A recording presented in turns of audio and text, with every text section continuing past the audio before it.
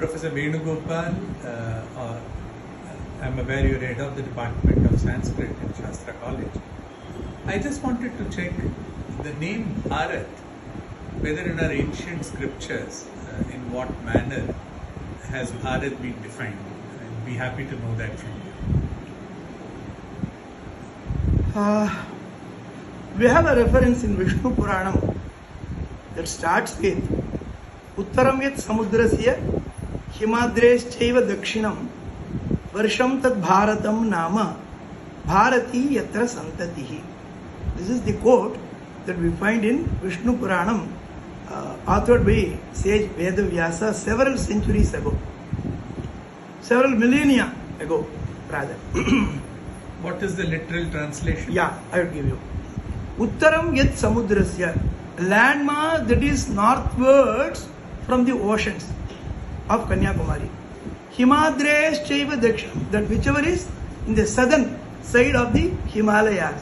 So the landmass between Cape Cameroon, Kanyakumari, Samudram and the Himalayas, the landmass that located between these two poles is known as Bharatam. The people who live in there are known as Bharati. Interestingly, this Bharatam has two parts. Bha means light. Rata is desire. Metaphorically, the light is equated with knowledge. Because knowledge is always white. It is always an effulgent dravyam, we call it.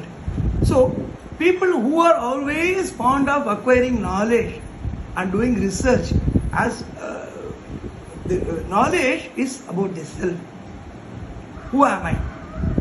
Whether I am the Deha or the Atma. All these are vicharas, the discussions are found in our Vedas and our Upanishads.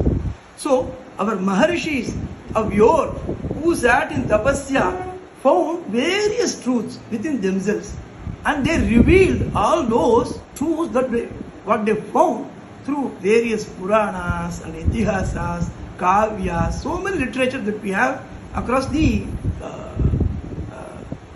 our Indian states. It is in Assami, it is in Bengali, it is in Tamil, it is in every vernacular language. You have some material. What is the meaning of Bharat? Yes, Bharatam is people who are fond of acquiring knowledge. Acquiring knowledge of what? Acquiring knowledge of self. That's why this is probably the only land where all the rishis and munis have taken birth. Be it said Vyasa, Vasishta, Valmiki, whoever you name, you would have found them born in India. So India is a special place where Jnanam is more important. This is known as Aryavarta. Aryavarta is the place where all these people who are sitting in the plains of Himalayas and discussing about various truths of this world. The highest truth is about knowing one's own self. So the self-knowledge, Atma-jnanam, this is something which is not found elsewhere. In every other culture, maximum they talk about our body. Beyond that, they don't have any soul or anything for that matter. Whereas in India, whereas in Bharatam, the very idea of self is not this Deha, but the Atma, which is invisible, which is to be found. Aham Brahmasmi, I am the Supreme Brahman, myself. This is the realization. This is very, very important in Indian context. So this is revealed in only Vedas. That is why this land is known as Bharata, and people who are fond of learning these things are known as Bharati. Thank you so much. Professor Venugopalan, head of the Department Sanskrit, Shastra College, near Trichy, Tamil Nadu. It's a pleasure speaking with you. You explained Bharat so nicely. But as a political identity, we have never had a country in its full manifestation called Bharat. Or, we've had so many principalities, so many kingdoms, so many royal titles. So, Where is that identity of Bharat?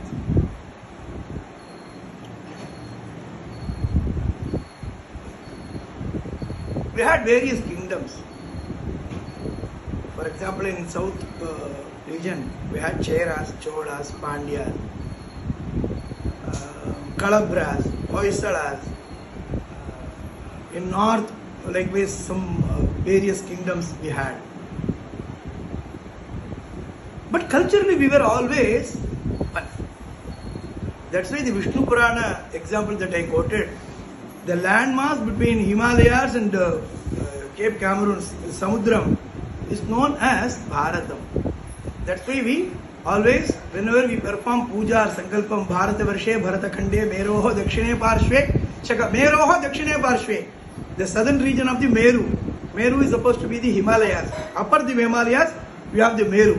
It's an imaginary this thing, but it is there according to our ancient scriptures. You may not probably be able to find the Meru this thing, but Himalayas, above the Himalayas, the Meru is located according to our scriptures. So, Dakshine Parshve of Himalayas, there is the, in southern region of the Meru, we are located, and we perform this particular ritual in this land called Bharata. Bharata Khande. Khandam is the peninsula. Bharata Khande, Bharata Varshe, Bharata Khande. Bharata Varsham is larger. Even this Bharata Varsha includes up to Russia. It goes.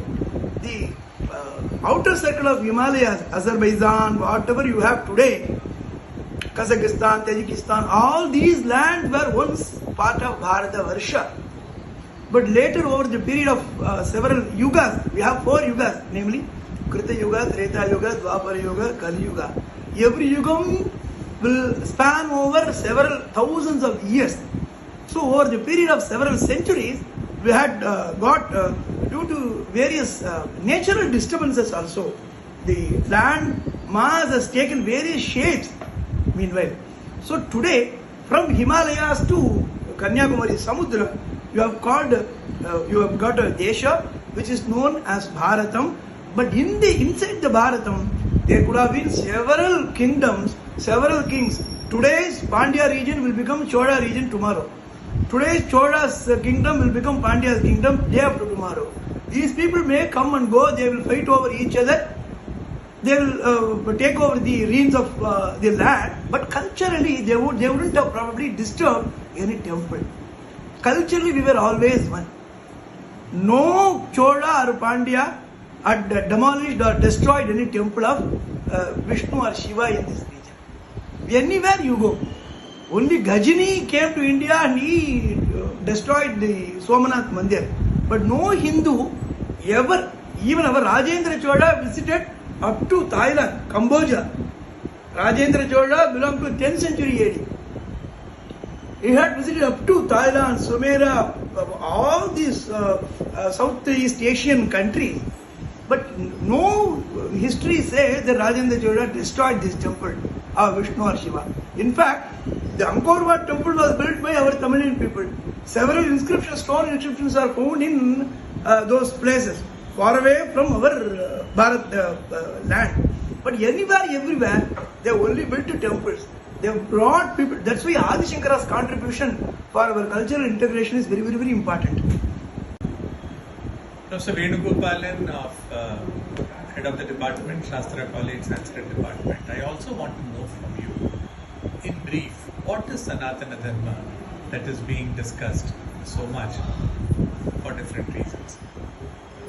Sana is an indeclinable word in Sanskrit, which is to mean that something that exists forever.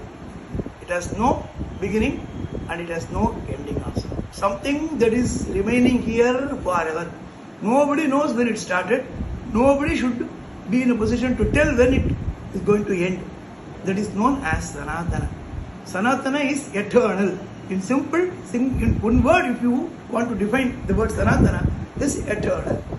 So Dharma is the word, Dharayati the Dharma, that which holds you intact, that which holds the society intact in terms of values, in terms of culture, in terms of relationship over various sector of people. All these things are coming under the word dharma that one can understand. So Sanatana Dharma is the eternal values that have been practiced in this land.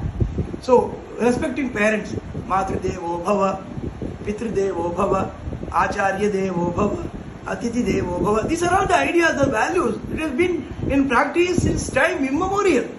Even in schools, the children will touch the feet of the teacher. In North India, South we have lost it due to this indoctrination by Dravidian propagators. But from Andhra onward, wherever you go, the children will touch the feet of the Guru. Whether he is a Vedic Guru or a mathematics Guru or science Guru, doesn't matter. A Guru is a Guru who teaches us. Even a single letter is held in very high esteem in the society. So this is the value. No English country, no German country, no other culture you would find it. So this is the dharma. Respecting elders, holding them in high esteem, and taking their words seriously and doing what they direct us. All these things are part of our dharma. Even going to toilet is part of dharma. Sir, toilet person, sir, what is there in going? How to sit in the toilet? Which direction one should face during the daytime? What the direction should one face during the night time when he relieves himself? All these things are part of our achara. Everything is dharma. So, dharma is not a simple word to define. It has everything in. So, this has been practiced since time immemorial in this country. You're saying Sanatana Dharma is a way of life. Way of life, eternal way of life. People may change here and there, but core values remain same. Way of life, the values. Yes, yes. These are all part of the dharma. Integrity. Mind you, this Varnashrama Dharma is part of Sanatana Dharma. Sanatana Dharma, you can call it as a Vyapaka Dharma. Varnashrama Dharma is a Vyapya Dharma. It's part of Sanatana Dharma. Sanatana Dharma is consisting of even Buddhism.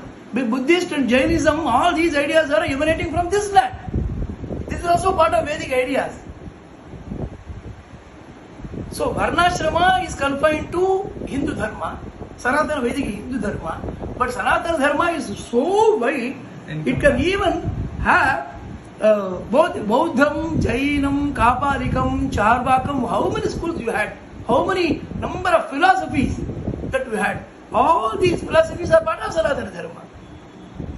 Thank you so much. You were telling me about Adi Shankara's. Yeah, Adi Shankara was the one who integrated the entire Bharata Desha with the spiritual connotations. Because our Kerala Nambudri is worshipping in the Pashupatinath temple. But if you go to Badrinath, the Kerala Nambudris will be offering the pujas as priests. If you go to Rameshwaram, Maharashtra Pandits would be there to offer pujas. If you go to Gokarnam, some Rameshwaram person would be there offering pujas. So he is deliberately in order to secure the integration of the society, he had sent people from south to north, north to south, east to west, west to south. So culturally we are all one. This is the idea of Sanatana Dharma. This is how we were ruled by erstwhile kings. Only ever since these Mohammedans came to Bharatham as invaders, almost of 800 years, 900 years, we have lost our so much of this thing. So today, the current society probably doesn't know how we were once, how we are, how we have been governed today. All these things have been forgotten. Mainly the schools also have failed miserably in teaching all these things to our children. Hopefully this NEP 2020 would bring in all these renaissance in our society so that every newborn child when he goes to school would probably be able to learn our real history and our cultural heritage. Thank you so much.